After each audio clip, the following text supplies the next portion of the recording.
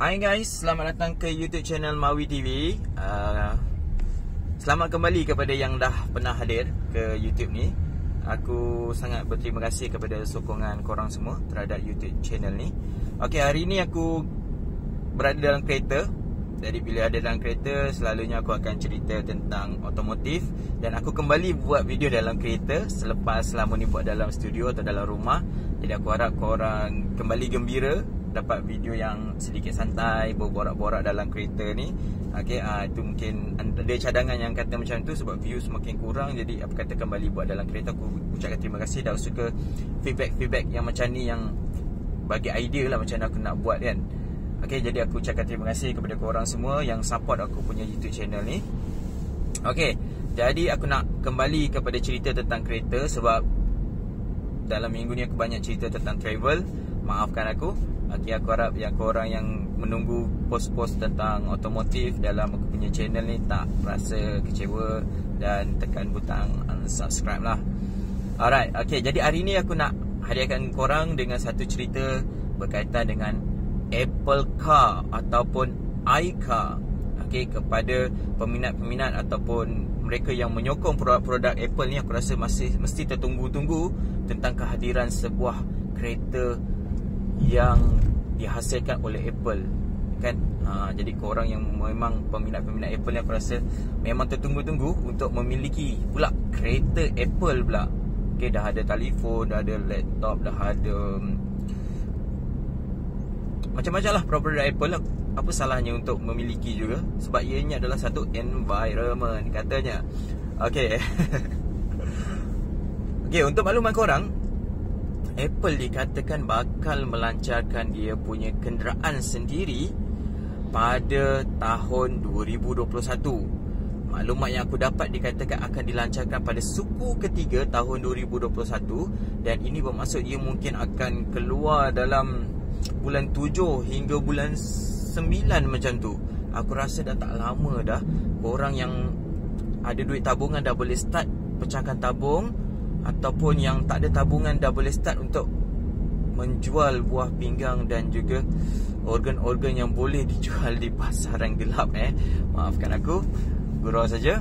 Okey, jadi dikatakan kereta Apple ini yang akan menggunakan kecerdasan AI ataupun sistem kecerdasan buatan ni, AI ni, okey, bakal dilancarkan tahun depan. Dan dikatakan Apple sebenarnya telah pun merancang untuk keluarkan model ni pada tahun 2019, tapi disebabkan oleh kelewatan atau isu-isu tertentu, ianya ditangguhkan menjadi kepada tahun 2001. Dan di California dikatakan Apple sebenarnya telah menguji dia punya sistem suapandu ni, okey, dengan menggunakan sebuah SUV Lexus di California sejak tahun 2017 lagi.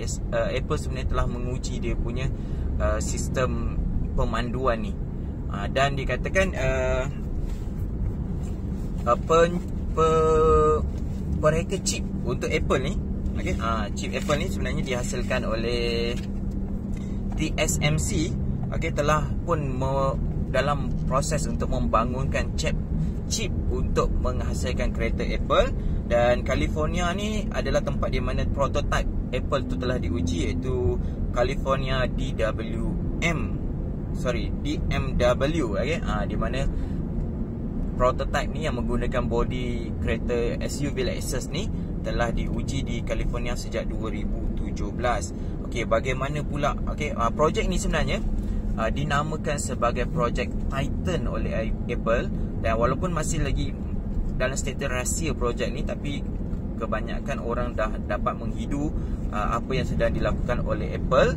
Dan kemudiannya berkaitan dengan harga, okey, seperti biasa Apple tak jual benda-benda yang murah. Okey, dikatakan Apple akan hanya menjual kereta iCar ni berbase kepada Tesla punya model, iaitu model S, okey, yang berharga $75. Jadi aku rasa harga Apple ni dalam lingkungan RM300,000 dan ke atas lah. Itu tak termasuk tax. Itu cuma convert je RM75,000 kepada ringgit Malaysia, belum lagi masuk tax. Jadi masuk tax mungkin RM500,000 juga nanti ni. Okey, kemudiannya berdasarkan gambar-gambar yang kita perolehi di internet, kita dapati bahawa bentuk design iCar ni agak cantik, agak aerodinamik, agak wow, nampak sangat ke Apple-annya tu. Okey, dia ditawarkan seakan-akan macam ada dua kerusi saja. Sebab kenapa kita kata dua kerusi? Sebab setakat ni gambar-gambar yang banyak tersebar menunjukkan ianya tidak mempunyai pintu. Jadi adakah pintu akan dijual berasingan? Itu persoalannya. Adakah pintu nanti akan dijual berasingan? Sebab kebanyakan gambar yang kita jumpa menunjukkan Apple Car ni tidak mempunyai pintu. Dan tayarnya juga agak pelik. Adakah sebenarnya tayarnya juga akan dijual berasingan kerana faktor menjaga alam sekitar yang sedang menjaga alam sekitar yang sedang dibuat oleh pihak Apple. Mungkin juga sebab yelah, tayar ni kan kalau kita satu gunakan pokok getah, kemudiannya tayar tu lama untuk mereput kan. Okey, jadi mungkin Apple sebenarnya sedang menjaga alam sekitar, jadi dia tak gunakan tayar agaknya, tak gunakan tayar latex ni agaknya. Kemudian mungkin dia ada teknologi lain lah untuk menjaga alam sekitar. Okey, jadi itu je yang aku nak cerita tentang Apple Car ni atau iCar ni, nama pun tak tahu lagi, dalam projek Titan ni. Okey, jadi itu saja yang aku nak kongsi. Jadi korang mungkin tak sabar untuk menunggu. Okey, bagi peminatnya mungkin tak sabar nak menunggu, nak beli.